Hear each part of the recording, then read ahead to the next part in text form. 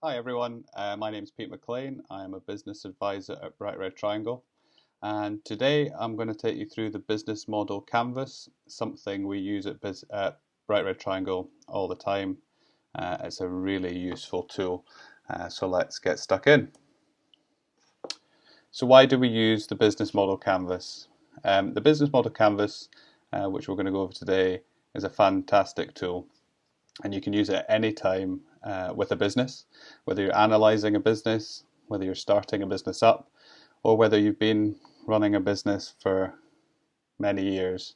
It's a really excellent tool to use to analyze different areas of your business. And quite often when people come to me to write a business plan, it can be quite overwhelming. This is a one-sheet document that you can get your thoughts down on paper. It's very flexible, intuitive, and one of the best things is that it can highlight risks to your business really easily and very quickly, especially in the planning stages. So it's a fantastic tool, which we're going to look at today. So this is what it looks like on paper. It was created by Strategizer, and it highlights different segments of the business, and it allows you to think about them separately and how they interact together. Hopefully you've already watched the value proposition video that I've done, which was slightly different than this one, but with this one I felt it was important to get things up on the screen to show you.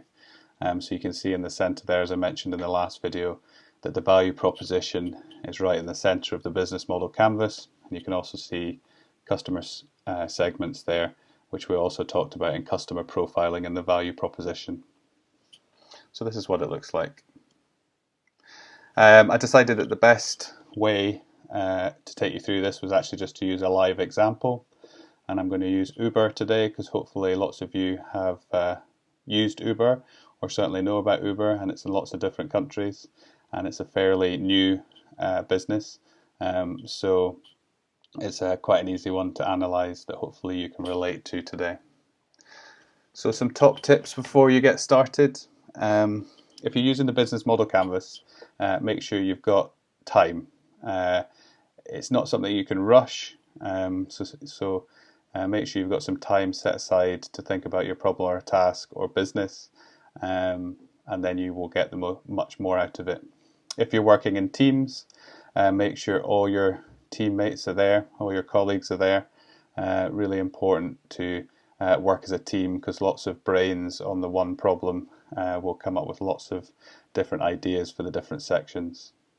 Imagination and empathy is very important to put yourself in your customer's shoes for this, to look at some of the ways you want to think about your business. But it's also important to have a good imagination of you walking around that business on a day-to-day, to try and pull on some of your knowledge there. One of my biggest bits of advice is, if you're going to carry out the business model canvas, they come in quite small sheets, and I'm sure there's a downloadable link below this video. The best thing to do is either use a whiteboard, so get it drawn out on a big whiteboard, and get all your entries on post-it notes, because quite often you'll find you'll want to move those post-it notes around into different sections or scrap them all together. And if you're working in teams, you can maybe have 5 minutes at the beginning where you're writing the post-it notes individually, and then come together as a team to share what you've come up with. And most importantly, don't overcomplicate it. Sometimes when we take on these tasks, we overcomplicate things. This is very much a one-page document, or a one-sheet document. Don't overcomplicate things. Think about things in the simplest way. If you're coming up with lots of different themes, or lots of the same post-it notes, try and accumulate them together, and define it as simply as you can. Okay, so as you saw at the beginning, it's split up into lots of different sections, and today we're going to be focusing on Uber as an example. So if you're struggling in any of the sections to come up with what you think it should be, hopefully you can pull on this example at Uber. So customer segments. Who's the customer for Uber? and this helps you identify it. So this is what we're going to put in this section. So Uber, I've analysed that there's probably two different types of customer here. There's the drivers that are performing the service, that are making money, and there's also the passengers who are using the service. So why would drivers come on board to Uber? They might be full-time drivers seeking jobs. They might come from a more traditional background and they're looking to make the switch. You may be just topping up your earnings, so some extra income, and you have your own car, so they're looking for a bit of flexibility. Or you might have some people that just love driving, like being out there, maybe like interacting with the customers. So that's some of the people that might become drivers. And then the passengers, why do you use Uber? You might not have a car to get around, or you can't drive, so you need some sort of way to get around or do certain jobs, maybe go shopping or go out for a meal and drink at the same time. Maybe you're visiting a country. Obviously Uber's covers many different countries. You might be visiting and the Uber driver might have the knowledge to take you from A to B. You might be young, tech savvy, or I suppose I should put in there old and tech savvy, it doesn't really matter, but you like using technology, and this is a way to use technology and get around. And also you might just be looking for a cost-effective way to get around a city, and often Uber is cheaper than more traditional ways. So that's just an example how I would split up customer segment for Uber. So value proposition, again, I want to mention that we've done a video on value proposition specifically and how to do that. So make sure you watch that video first before this one. But what's the value proposition for Uber? Again, there's two different value propositions for the two different customer segments, the drivers and the passengers. So if we concentrate on drivers first, it's easy to start. It's very easy to become a driver. They obviously have a system in place, some checks in place, but ultimately it's about downloading the relevant app, registering with the company, registering with your local authority. But in regards to competition, they are probably much easier to set up than a traditional taxi firm where you maybe are employed by a firm or you have to buy your own taxi, so much higher barriers to entry there. It's an opportunity to earn. It's because it's easy to get on board. It's easier to earn some more money. Easy to access customers. As soon as you join Uber as a driver, there's customers out there for you, and the company has done its own marketing, and you log on to the app and it will find customers for you. And it's very flexible. I think that's one of the main points for the drivers. The main value to drivers coming on board is that it's very flexible. I believe they can switch the app on and off at any time. So they have full flexibility on when they work. Obviously, the less they work, the less money they make, and the more they work, the more money they make. But the flexibility really stuck out to me as one of the biggest value for drivers. So now if we quickly look at passengers, it's lower priced than traditional taxis.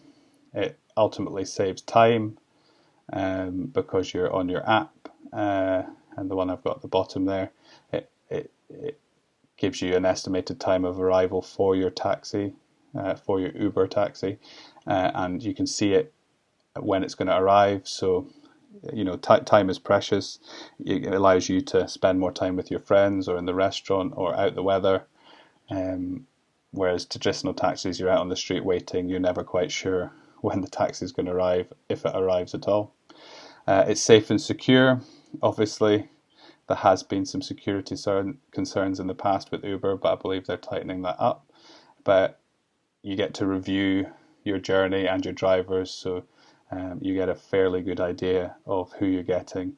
I believe they've even got a mode that you can put on the app when you're booking that you don't want the driver to talk to you, so you can have a peaceful journey.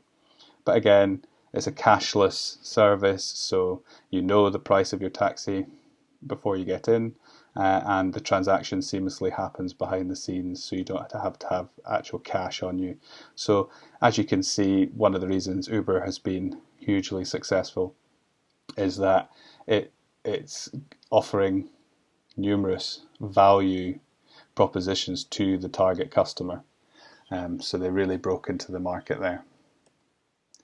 So channels, if you're looking at the channel section in the business model canvas, how do you reach your customer segment is ultimately what channels mean. How do you reach them? And if we're looking for examples with Uber, they've obviously got the mobile app, which is probably the most commonly used channel, both for drivers who log on at the beginning of their shift to see what jobs are out there and claim them, and also for the customers who are looking for a journey. They log on to the app and have complete flexibility to choose the price and also upgrade to different cars. They've got a website where drivers can register. Social media, they do have very strong social media channels. AdWords they occasionally use if they're maybe looking for drivers. They can put paid Google AdWords out there to recruit. Word of mouth, again, often overlooked, but very, very powerful. I think I first came across Uber through word of mouth, through a friend recommending it, and also traditional media, so newspaper, TV, etc. Do feature Uber and stories about Uber, I should say. Not always good. Customer relationships. How do you interact with your customer segment? Sometimes I define this as the sort of marketing role on the business model canvas. And again, examples with Uber, you're able to review your driver and rate them and give them feedback, which is a very important feedback loop for the business, and also feeds into the security and quality of Uber. Social media, if you're going to complain or say good things, you're not often going to go on social media. So that's how Uber is interacting with its customers. And customer support is not often that as a passenger we would contact customer support unless we'd had a real problem. But I believe the customer support end is really aimed at the drivers registering, becoming an Uber driver, getting the right documentation in place in the correct country. So customer support there is also important on how Uber interacts with their customer segment. Most important, revenue streams. How do you get money into the business? So if we look at Uber as the example, commission per ride, so the drivers that are driving the customers about are getting a commission. This also allows surge pricing, so if it's very busy in a certain area, they can increase the prices, therefore making more money. So quite a clever system, using technology there to look at supply and demand. There's a licensing fee to become an Uber driver, so they're also charging a flat fee to join.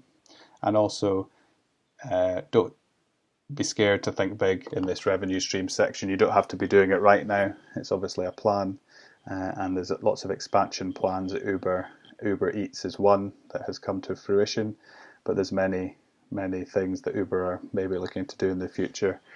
Maybe Uber universities, who knows. Key activities. So what do you need to do to make your business function on a daily basis? Some of the things for Uber on a daily basis that's required is obviously the drivers. If they don't have any drivers, they don't have any cars to offer to their customers, therefore they don't have a business. So recruiting drivers is definitely a key activity. Develop and upgrading the app. We all probably take it for granted that we jump on our phone, open the app and get going, but there's normally many people behind the scenes that are constantly upgrading, coding and developing the app in order for it to work primarily, but also adding extra features and adding to that value proposition. Marketing and sales, you need to be visible, people need to know about you, people need to remember you. So marketing and sales is very much a key activity. Managing the drivers, payment systems and admin. If you've got unhappy drivers, people are going to drop off, and ultimately the number of drivers is going to be less, and then your revenue is going to drop. Customer support, Again, probably primarily aimed at the driver side of the business, the driver segment. They often need help setting up on how to do things. Most of it is digital, but they still do need people to assist. And communication within any business, absolutely a key activity. I think I maybe put communication in every business model canvas, but I can't emphasize that enough. Key resources, so what assets are required to run the business? What do you need? So if we're looking at Uber, digital platform, it is a digital platform that needs to be maintained. It is an asset. The network of drivers, as I mentioned, and it's probably important to mention as well at this stage that there is a bit of crossover into the segments, but when you're mapping it out, make sure you're just putting post-it notes in all the sections that you deem relevant, and then have an editing process to reduce that down slightly. So network of drivers, technology talent, so absolute key resource. If you're developing an app, you're going to need people that are coders and UX designers, very important. Data is an absolute key resource for Uber. It's able to tell you through algorithms how much the price is going to be, how much it increases, what the best routes are for the drivers to take. So absolutely is an asset to the business, the data. And don't forget, it's also collecting data all the time, which is probably hugely valuable to the company. And the brand, they're building a brand at Uber, and it is very much an asset of the business. We recognize Uber now as an app and feel maybe like it's been around for quite a long time, but don't forget everyone starts with an idea and doesn't have a brand to begin with. So the more customers you get and the more brand recognition, the more value you have as an asset. Your key partners, who contributes to the business? Again, with Uber, we've got the drivers, some investors. There's some very big investors in Uber, but every company needs some sort of capital to get off the ground. That could be family and friends to begin with. I'm sure Uber may have started with a bit of family and friends money. Investors, certainly. Investors can be people, individuals, it can be groups of people, angel investors, etc., or it can be big banks. It just varies depending on the investment structure that you've gone for. Payment processors, again, very important partner. If you're not able to take money through the payment processors, you're going to not make any money, or if it's not a very effective system, you're going to really struggle to make money. Data storage facilities, every time we're using an app and downloading things online, behind it are big storage data facilities that are recording what we're asking for, pulling down the data to give it to us on the phone. Maybe something we don't often think about, but again, if the data storage facilities went down, the app wouldn't be there, or you can't use it. And we've all experienced when we've tried to get onto one of our favourite sites and it's been down, whether that's Facebook, Netflix, etc., and it's just not working. Quite often the fault is in the data storage facility. So cost structure, this is a really good way to start thinking about cost, pulling together the cost structure and the revenue structure. What do you spend money on ultimately? And the list is probably endless, but it's good to highlight some of the things that are at the forefront that you're going to have to spend money on. So just to run through this very quickly to give you an idea of things that I've put in for Uber on cost structure. Customer acquisition, so cost per customer acquisition. How much does it cost for you to acquire a new customer? And quite often that's quite expensive through marketing costs, etc. It's much more effective to sell more stuff to current customers, but that's maybe for another video. Legal costs, obviously there's going to be lots of different legal costs, whether that's contracts with the drivers or legal costs in certain countries to allow you to operate. Insurance, what happens if a car crashes, who's covering what, company insurance, etc., etc. Research and development, and that kind of comes into the coding and development of the app. Your salaries, you know, your full-time employees, part-time employees that are working for Uber, you know, as a company. Obviously, the commission-based payments that are made to the drivers is a slightly different thing, but very much within the cost structure. It's not a salary; it's a cost to the business as a commission. Again, you might have to pay for certain licenses and compliance in specific countries to operate. Platform maintenance, where's your app hosted? You know, who's Uber paying for the hosting of the app? Customer support is very costly but very important to allow people to have a good customer experience, including the drivers as well as the passengers. Marketing cost, that is kind of tied into customer acquisition, but again, when people are launching apps, when we work with people launching apps, one of the biggest costs is the marketing cost, trying to bring people to that app to use it till you get to a sort of critical mass that people are using it, enjoying it, and telling their friends. And the technology infrastructure, so again, looking at data centers, how that all works, all expensive stuff.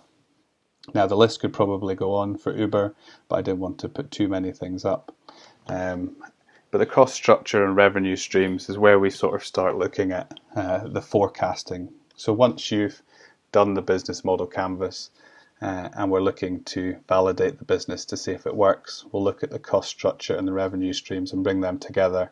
And that's really the starting basis for starting to do some forecasting to really see if the business is going to be viable. So there are all the segments. I've gone through that very quickly. And I've used Uber as an example. You can maybe rewind and pause what I've said on each segment as you go through trying to build your own business model canvas. It's just really important to say this is absolutely a flexible document. Not only flexible while you do it for this point in time, that's why I recommend using the post-it notes on a big wall and putting all the sections up there, because it means you can take things off, put things on. But also it's flexible with regards to timeline. People use the business model canvas as a startup tool to see if the business is viable, but also upper management and businesses that have been going for years also use it to test new products out within the business, but also maybe they're looking to change direction slightly, or things like COVID happen and they're you know, having to review the business and its viability, and there's no harm in using things like the business model canvas to do that. So lastly, it just leaves me to say good luck on having a go at the business model canvas. We're here at Bright Red Triangle to help you with your business ideas. If you're currently running a business or thinking about starting up a business, please book an appointment with one of the business advisors. Doing the business model canvas and the value proposition is quite often what we start with and talk it through with you to help you with your business. We don't make you do a big business plan straight up. This is a fantastic tool to have a real go at your business idea and see if it's viable. So best of luck. Any questions, get in contact with us. But thank you very much for taking the time to watch the video, and hopefully you'll watch a few of the other videos.